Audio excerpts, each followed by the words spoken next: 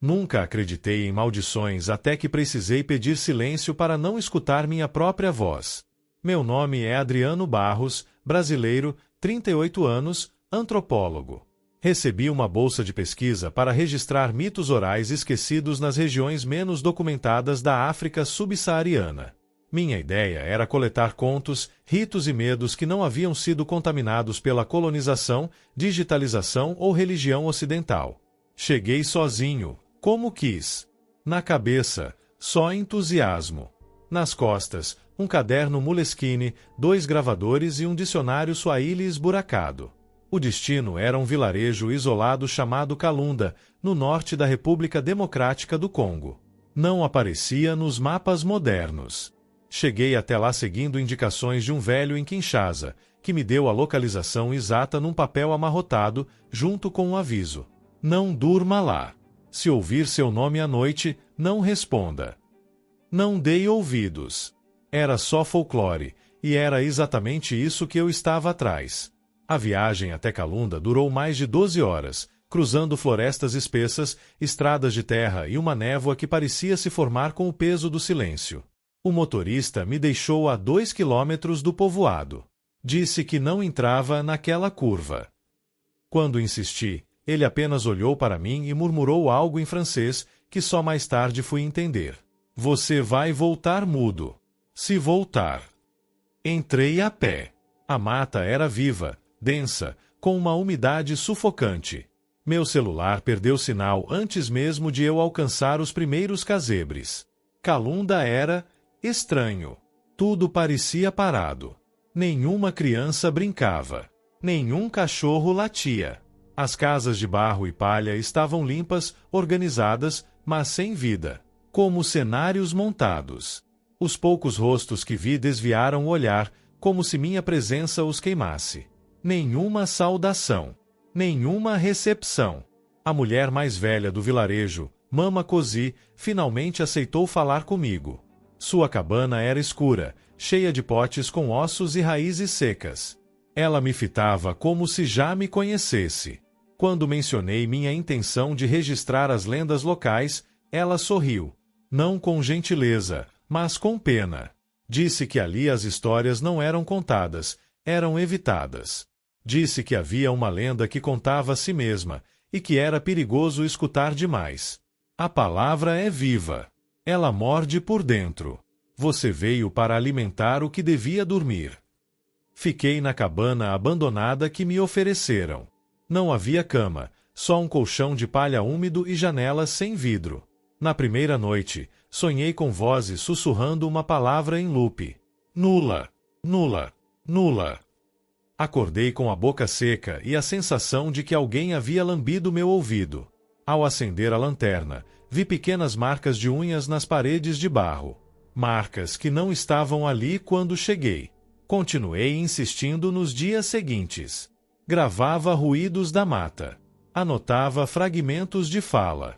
Só os mais velhos diziam algo, e mesmo assim falavam em códigos, com palavras riscadas no chão e cuspidas em fogo. Uma noite, durante uma entrevista, um dos homens simplesmente desmaiou ao tentar pronunciar o nome de um antigo espírito. Quando acordou, sangrava pelos ouvidos e só repetia a mesma frase. Ele agora está aqui. Não precisa ser chamado.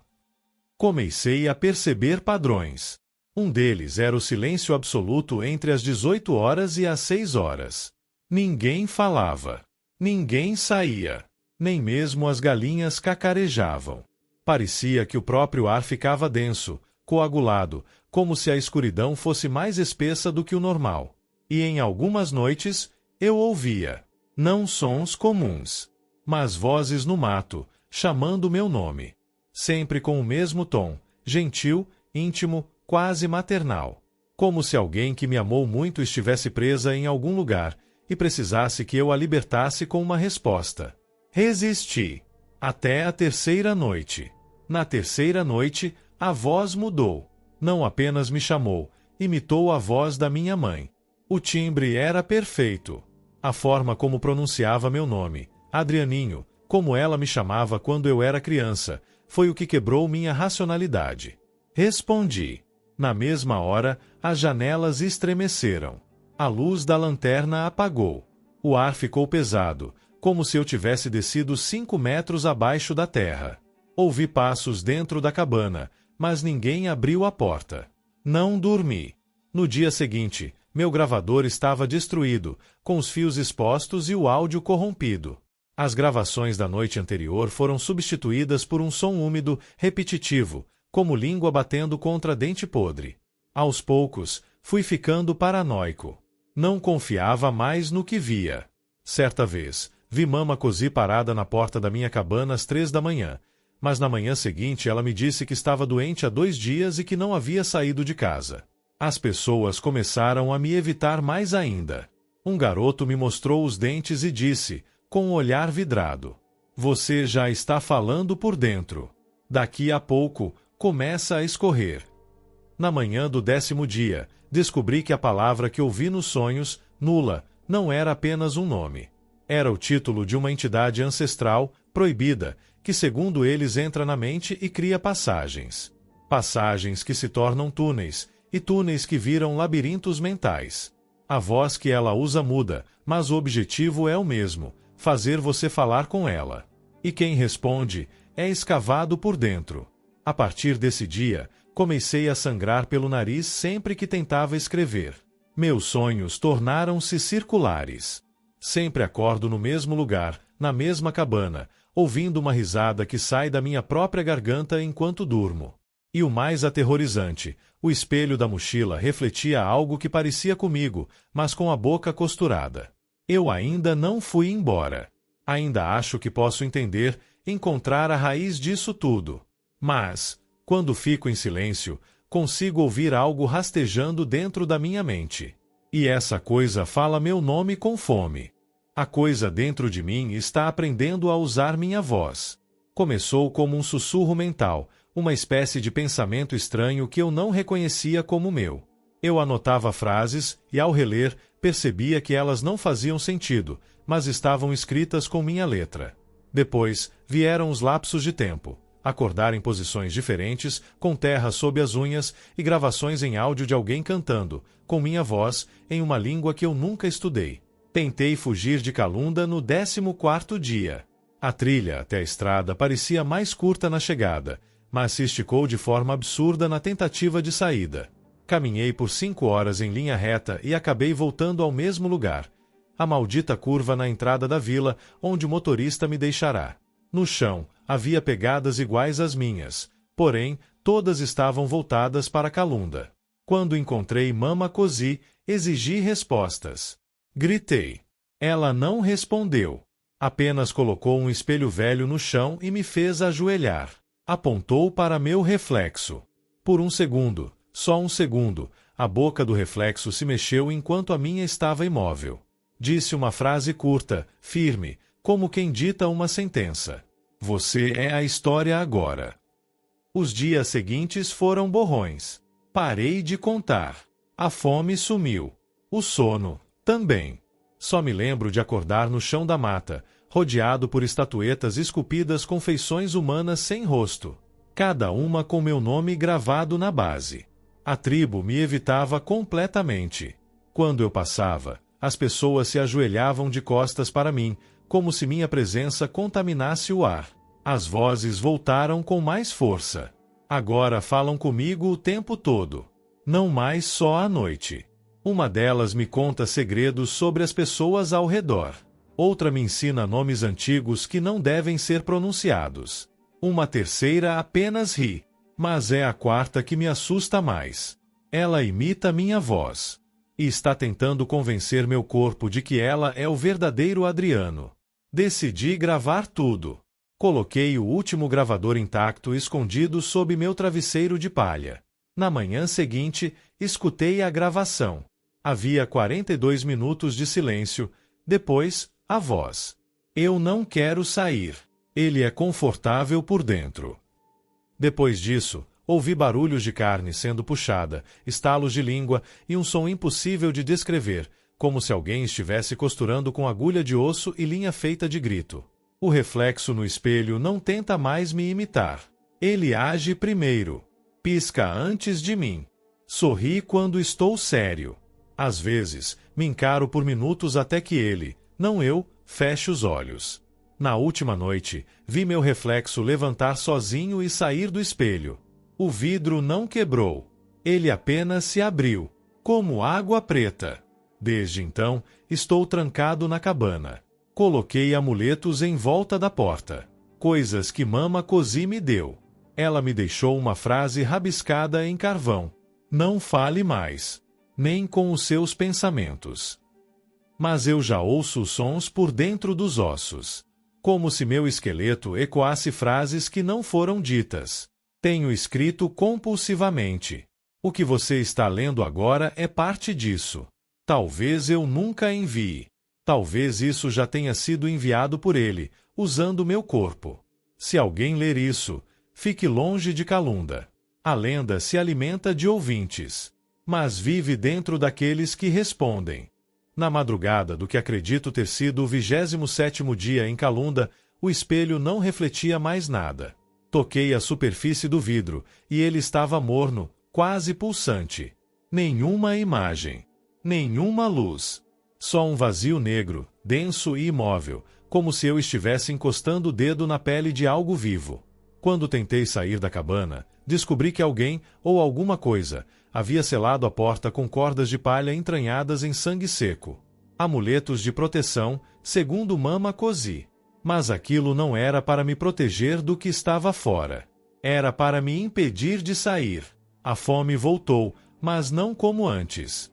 Era uma fome antiga, incômoda, que não vinha do estômago, e sim dos dentes. Comecei a sonhar com carne, com gritos abafados em terra molhada, com corpos queimando no meio da mata. E em todos os sonhos, meus olhos estavam abertos e eu observava tudo sem me mover. No 5º dia trancado, ele falou comigo pela primeira vez usando meu rosto. Você lembra quando olhou demais? Perguntou com minha voz, vindo do espelho que agora flutuava no meio da cabana, suspenso por nada. Ele sorriu. Mas só ele. Meu rosto ficou imóvel. Você queria entender o medo, Adriano. Eu sou o medo sem nome. A história sem contador.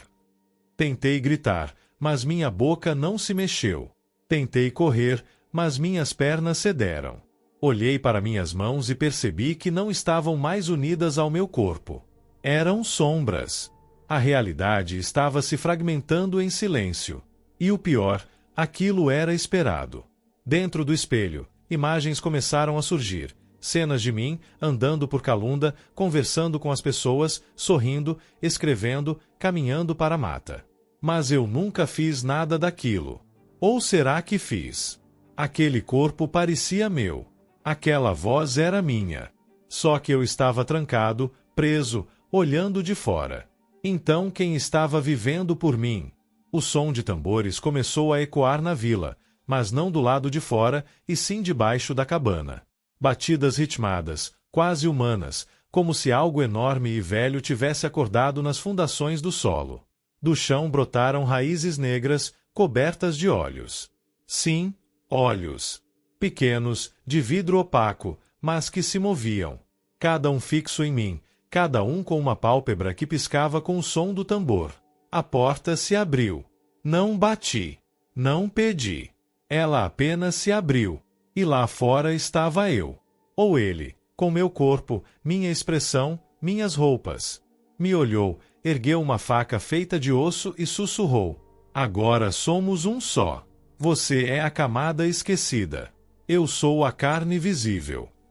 Ele entrou, sentou onde eu costumava escrever e começou a redigir com uma tranquilidade absurda. Quando tentei me mover, percebi que não tinha mais sombra. Ela estava com ele. Naquela noite, fui até a casa de Mama Cosi. Ela não me reconheceu. Ou fingiu não reconhecer. Mas suas últimas palavras, antes de me entregar um espelho menor e rachar a própria língua com os dentes, foram: você virou oferenda. Mas ele escolheu viver com sua pele. Desde então, estou preso na outra parte. No dentro da história. Não envelheço. Não durmo. Eu sou os parágrafos que ele escreve. Sou a consciência sufocada de quem está vivo por fora. E você, que está lendo, sentiu algo estranho na pele agora, não sentiu? Um arrepio atrás da nuca? Um reflexo no canto da tela? Isso significa que ele já está te vendo também. Na vila de Calunda, ninguém mais pronunciava meu nome.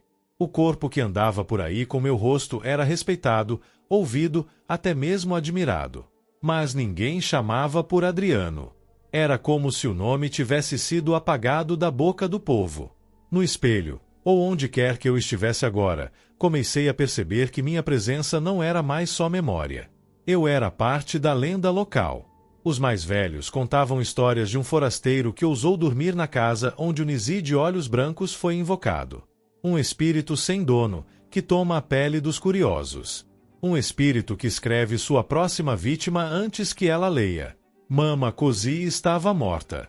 Não sei como, nem quando, mas em uma das imagens que vi pela superfície do espelho, ela apareceu sendo enterrada com as mãos costuradas na boca. Costuradas. Com linha vermelha e agulha de osso. Quem fez aquilo foi o eu de fora. Ou melhor, aquilo que veste minha carne. Nessa prisão onde me encontro, o tempo não corre. Mas a angústia sim. Ouço todos os dias a mesma canção sussurrada em línguas que não entendo, e cada vez que fecho os olhos, sinto algo me tatuando por dentro. Palavras. Símbolos. Cicatrizes feitas com intenção de manter algo preso, dentro de mim. E um dia, ele entrou. Não o impostor, mas o verdadeiro espírito. A entidade que habita esse lugar. Era alto, sem olhos, sem boca. Mas falava. Sua pele era feita de pano costurado com nomes. Nomes de pessoas que um dia tentaram sair. Nomes que já não lembravam de si mesmas. Quando se aproximou, percebi que ele usava no peito algo que doía ao olhar. Uma tatuagem com meu nome riscado. Ele se inclinou, me olhou com os olhos que não tinha e disse: "Você está escrevendo essa história por dentro, Adriano. E toda história bem escrita deixa uma marca no leitor." Fui jogado de volta à consciência com uma dor cortante no ombro. Lá fora, o corpo que andava com minha pele parou de sorrir por um instante. Olhou para o céu, como se algo tivesse tocado, e sussurrou. Ele se lembrou. Nessa noite, ele voltou a escrever no caderno de couro. Mas não era a mesma letra. Era minha caligrafia. Ele estava escrevendo como eu, pensando como eu, copiando até mesmo meus medos. No dia seguinte, um dos meninos da vila desapareceu. O nome dele era Tunda. E no espelho, apareceu um novo reflexo. O garoto preso aqui comigo, olhando para os lados, sem entender. Tentei gritar, mas minha boca foi selada com fogo. Cada vez que alguém novo lê os escritos, uma parte dele se espalha. Uma parte de mim também escapa. Mas a cicatriz no ombro que recebi, de alguma forma, me deu controle. Por segundos. Minutos. E foi nesses minutos que consegui deixar algo gravado na borda do espelho com as unhas. Queime o caderno. A cada novo capítulo, ele ganha mais força. Mas se você encontrar o caderno de couro com cheiro de fumaça e marcas de sangue seco nas bordas, queime. Não leia. Não passe adiante. Não deixe que ele te veja terminar esta frase. Porque se terminar, o fogo não o destruiu. A aldeia tentou. Jogaram querosene, amarraram o caderno a uma fogueira cerimonial com madeira sagrada trazida do Monte Nzunza. As chamas ardiam, crepitavam, gritavam. Mas quando tudo virou cinza, ele ainda estava lá, intocado. Mama Alvena, a última anciã viva, gritou em um bundu antigo. É ele que escreve a si mesmo. E naquele instante, a vila compreendeu. Não era apenas um objeto. Era uma entidade escrita. Um corpo feito de narrativas. Um buraco negro feito de histórias mal contadas, de lembranças que não se encaixam, de pesadelos que ninguém admitia ter. Ele se alimentava da leitura. Cada vez que alguém abria o caderno, mesmo sem ler, uma parte de si era arrancada. Não o corpo. A coerência. A identidade. A capacidade de saber quem é. Eu vi. Preso nesse reflexo que mais parece um abismo, assisti a 16 pessoas perderem o próprio nome. Elas continuam vivas, mas vazias. Falam, dormem, comem, mas não reconhecem mais a si mesmas. Só repetem frases do caderno em vozes que não lhes pertencem. Como? Não fui eu que entrei. Foi ele que me escreveu por dentro. Oh, este corpo é só um lápis. E eu sou o texto inacabado. Numa madrugada sem lua, ele tentou me escrever de volta. O impostor, aquele que veste minha pele, parou diante do espelho, abriu o caderno e disse: chegou sua vez de ser lido. E quando a caneta tocou o papel, senti meu coração parar. Minha visão se embaralhou. O espelho se fragmentou em dezenas de reflexos do meu rosto, todos deformados, todos me olhando com nojo, medo ou fome. Um deles falou. Era o único que não piscava. Adriano não existe mais. Só resta a narrativa. E então, ele começou a escrever a sua parte da história. Sim, você. Você que está lendo isso agora. Você que achava que era apenas espectador. Você que continuou lendo mesmo depois dos avisos.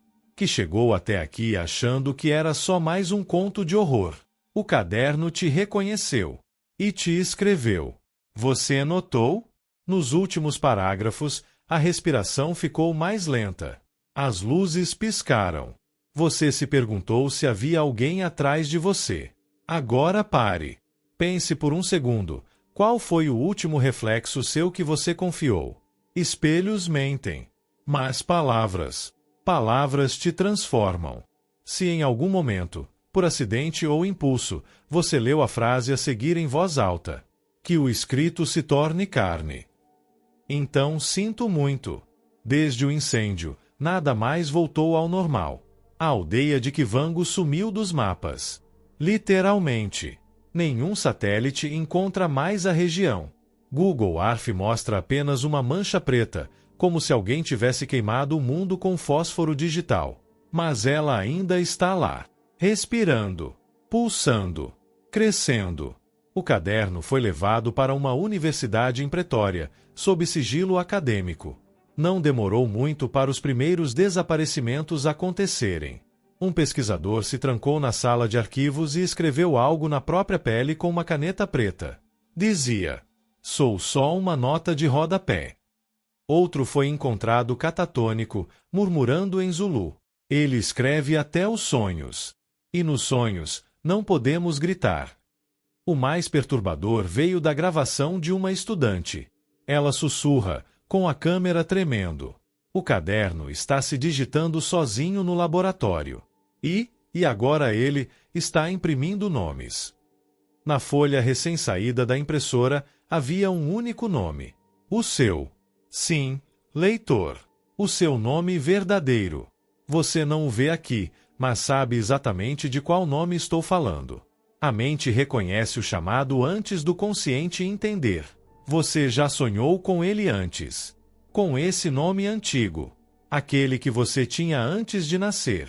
Porque a história nunca foi sobre Adriano ou uma aldeia africana. Esses foram apenas portais. Máscaras.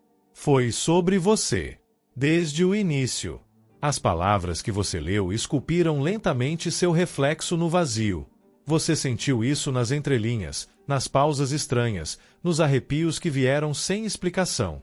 E agora vem a parte final. O que você fará com essa informação? Desligará o vídeo e tentará esquecer? Ou começará a ver os sinais, os espelhos que escurecem quando você passa, as vozes que pronunciam sílabas familiares demais? Cuidado com o som do papel se dobrando ao seu lado, com o leve arranhado da caneta arrastando sozinha à meia-noite. O caderno está sempre perto. Ele só precisa que alguém leia em voz alta. Só uma linha. Só uma vez. E então, você também será escrito para sempre.